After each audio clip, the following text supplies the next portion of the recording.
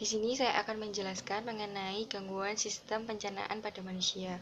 Ternyata gangguan pada sistem pencernaan manusia itu sangat banyak. Teman-teman akan mengetahuinya di video ini. Berikut penjelasannya.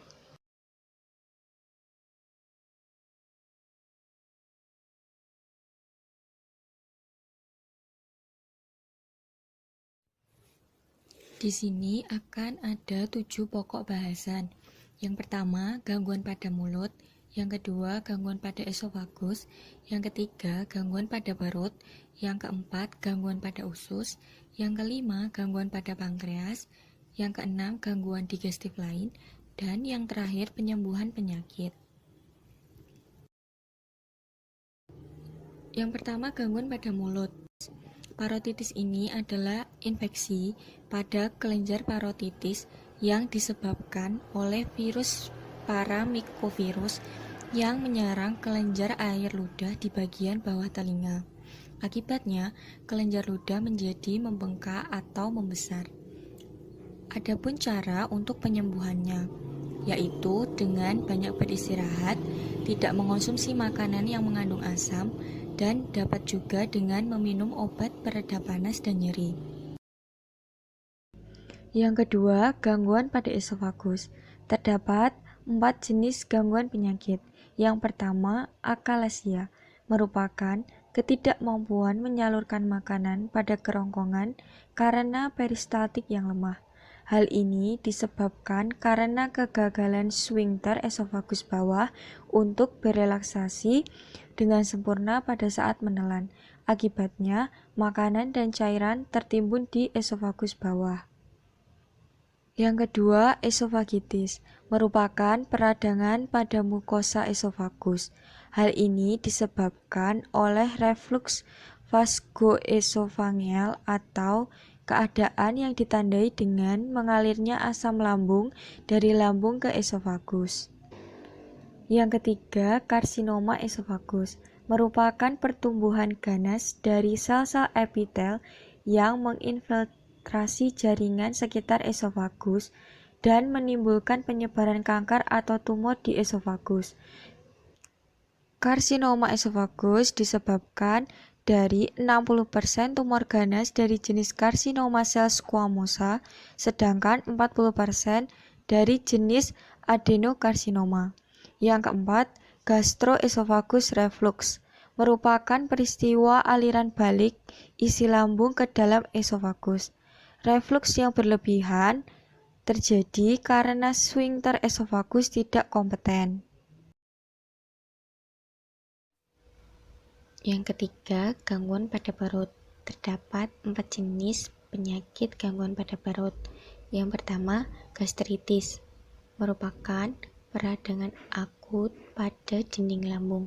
Hal ini disebabkan oleh makanan yang kotor, infeksi, mikroorganisme, dan kelebihan asam lambung. Yang kedua, kolik, merupakan penyumbatan saluran pencernaan. Hal ini disebabkan karena banyak mengonsumsi cabai dan alkohol.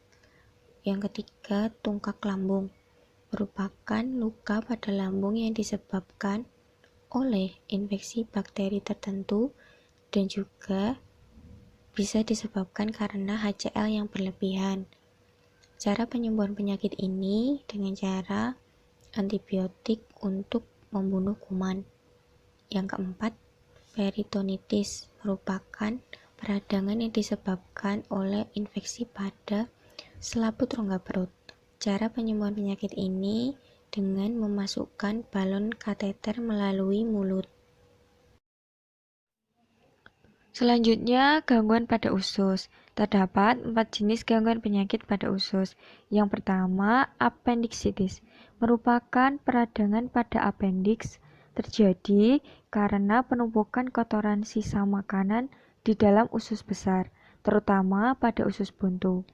Fungsi apendiks yaitu menstimulasi mekanisme pertahanan tubuh terhadap serangan berbagai kuman. Cara penyembuhan penyakit ini dengan cara pembedahan. Yang kedua, diare, merupakan defekasi terlalu sering dengan feses yang banyak mengandung air. Hal ini disebabkan oleh pergerakan yang cepat dari materi tinja dari usus besar. Cara penyembuhan penyakit ini dengan meminum oralit. Yang ketiga, sembelit. Merupakan defekasi terlalu lambat karena usus besar mengabsorpsi terlalu banyak. Hal ini disebabkan karena kebiasaan buang air besar yang tidak teratur. Penyembuhan penyakit ini dengan mengonsumsi makanan yang banyak mengandung serat. Yang keempat, hemoroid merupakan pembengkakan vena pada anus, gangguan buang air besar, dan terjadinya pembengkakan di dalam bagian pembuluh vena di dalam anus, sehingga saat buang air besar, penderita akan mengalami pendarahan. Selanjutnya, gangguan pada pankreas, yaitu pankreasitis, merupakan peradangan pankreas. Ada dua jenis pankreasitis, yaitu pankreasitis akut dan pankreasitis kronis. Penyebab penyakit ini pada umumnya adalah alkohol dan tonjolan vateri oleh batu empedu.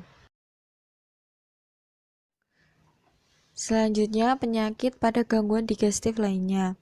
Yang pertama, salmonella, merupakan gangguan pada alat pencernaan atau akibat keracunan makanan.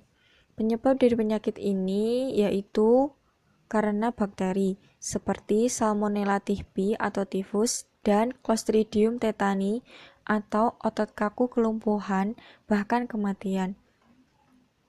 Yang kedua, Clostridium merupakan bakteri Clostridium yang sering terdapat pada makanan kaleng kadaluarsa. Yang ketujuh, penyembuhan penyakit. Pertama, keracunan makanan. Biasanya tidak perlu tanganan khusus kecuali pemberian garam yang banyak hilang saat muntah. Dokter akan memberikan serbuk yang mengandung glukosa dan garam untuk dicampur pada minuman. Yang kedua, salah cerna. Dapat disembuhkan dengan pemberian yogurt dan makanan yang bersih.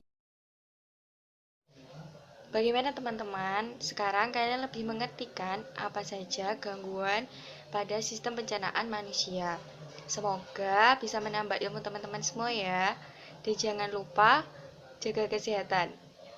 Makan sehat pasti pintar. Dan jangan lupa like video ini ya. Sekian dari saya.